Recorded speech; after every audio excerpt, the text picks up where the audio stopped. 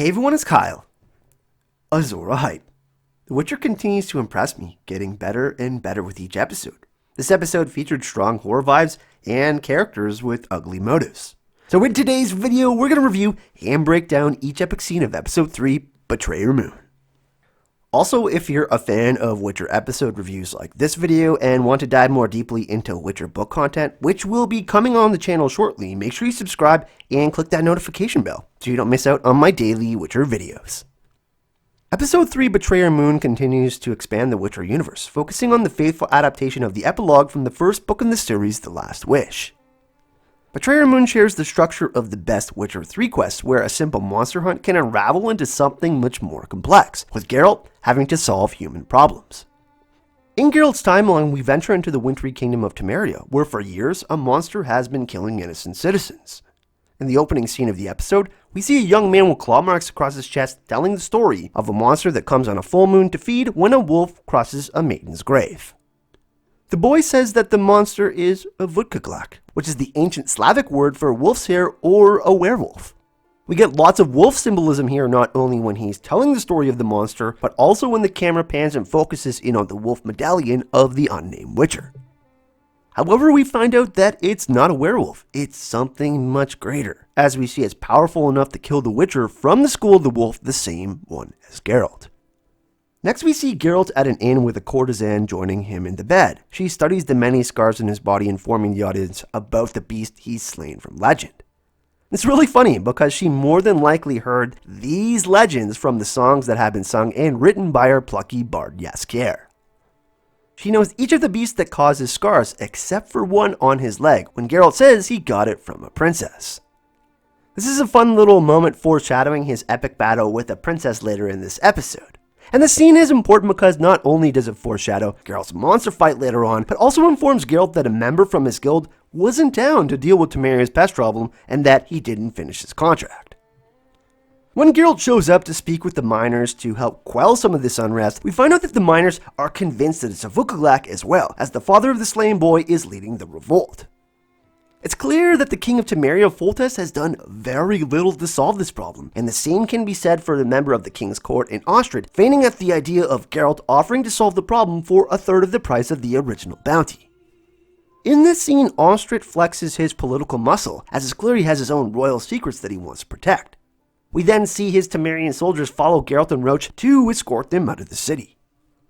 It's funny because Astrid almost gets his wish until Triss Merigold shows up, putting the soldiers to sleep and freeing Geralt, telling him that she doesn't want to kill the beast, but that she wants to save it.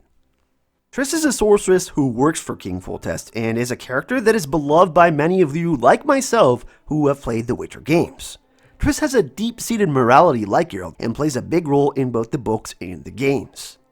Triss is the one that informs Geralt that the monster has been coming from the crypt of King Foltest's sister, Ada. After examining the body of the slain Witcher, Geralt realizes that the beast isn't a Vutkaglak, it's a Striga. A Striga is a woman transformed into a monster via curse, born from the womb of a woman who died during childbirth. And it's not just any woman, but the king's sister Ada's daughter and a princess. Geralt's scene with Triss in the abandoned castle containing Ada's crypt unfurls a tragic story of incest and secret lovers. Triss finds a secret compartment in the music box containing letters from Queen Sansa, Ada's and Foltest's mother. We find out that King Foltest and Ada had an affair which she knew about, which suggests to the audience that she could have been the one who cursed them, turning the child into a Striga. But clearly, Geralt does his best Sherlock Holmes impression, sensing something much greater, an emotional betrayal. This is when Geralt reveals everything that he learned during his sleuthing mission in the abandoned castle near Ada's crypt, and that he smelled Lord Astrid's scent on Ada's bed. It turns out that Astrid was the one who cursed Foltest and Ada, and that Foltest and Ada were in love, and Ada took their secrets to the grave. King Foltest is the father of this cursed child, hence why he is reluctant to have it killed, despite the fact that it's killing his own citizens. King Foltest doesn't want his princess daughter to be killed, and Astrid wants this suffering to continue, which leads to Geralt having to make a tough choice, knocking out Astrid and using him as bait for the Striga. The highlight of the episode for me was the fight between Geralt and the Striga, because Geralt is not trying to kill the beast, he is trying to buy time until dawn so that he can lift the curse. The fight features the best demonstrations of the variety of skills a Witcher possesses. Geralt uses potions, a badass silver chain, and we see the Witcher Wolfnax, which was probably my favorite part, and also the Ard and Yrden magic signs as well. There's great atmospheric horror vibes that are nicely highlighted by the wider angle shots used during the fight in the crypt. I also really like the fact that this fight showed Geralt is not invincible, and that he could easily have died like the member of his guild did earlier in the episode. And just when it looks like he's succeeded, as the curse wears off, a terrified girl awakens from what once was the Striga, and there's a ferocious strike to his neck, which causes him to faint and nearly bleed out. Of course, they're not gonna kill Geralt off this early in the series, and we see him survive as Triss manages to find him just in time to patch up his grievous wound. One part that I really liked about this story connects to Yennefer's plotline in this episode. Geralt told King Foltest earlier in the episode that his daughter would need special care because she's lived like an animal and all she's ever known is rage and hunger. This is the hard truth that Geralt is trying to convey to not only Foltest but the audience as well, as Geralt has been treated this way for most of his life. We can actually say the same for Yennefer, as she's seen as a monster because of her deformity, and all she's ever known is abuse, hatred, and betrayal. The theme of betrayal is a strong one in this episode as well, as Yennefer finds out that she's been betrayed by Astrid, who's been working with Striga to manipulate her because of her elven blood.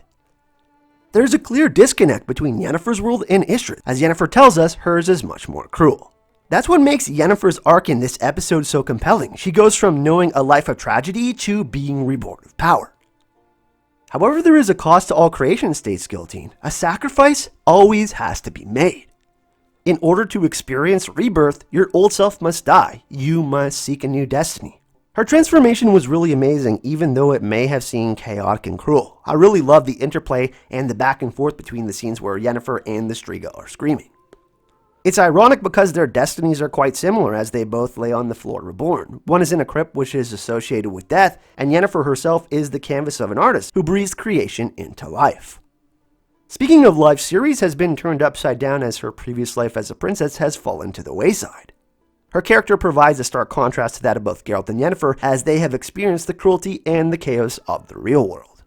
She had limited screen time in this episode, but the cliffhanger provides a pretty good punch, as Dara takes an arrow to the upper chest, and Ciri walks into the darkness of the forest following the whispers in her head. This connects nicely to what Renfri told Geralt in episode 1 of The Witcher, that he needs to find the girl in the woods. And it turns out that Triss also believes that his destiny is out there, as she heard him echo the name of Renfri all throughout the night as he recovered. I thought this episode did a great job highlighting that Geralt's life is more than just monsters and money, as Triss states during their conversation. He does have a great capacity for love, despite the hatred he's endured. Love was definitely a big theme throughout each timeline in this episode, as we see that Yennefer wants to be loved and not looked upon as a monster, and Geralt shows there's much more than we imagine beneath his hardened exterior. The first season really does act as an epilogue to the bigger story that will follow in season 2, but I love the fact that the showrunners have made a concerted effort to faithfully adapt the short stories from The Last Wish and The Sword of Destiny. I truly believe that it opens up the audience to the world of The Witcher, the mythology and the lore, and more importantly, The Witcher history. But what did you think? Did you enjoy the episode?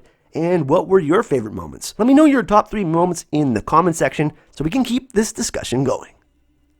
I will be dropping my episode 4 review tomorrow, and an episode review per day until we finish with episode 8 and the season finale on Tuesday morning. I plan on doing a Witcher live stream on New Year's Eve, so if you don't want to miss out on that and you want more Witcher videos, make sure you subscribe and hit that notification bell. Thanks for watching, and I'll see you all in the next video. Toss a coin to your Witcher, oh valley of plenty.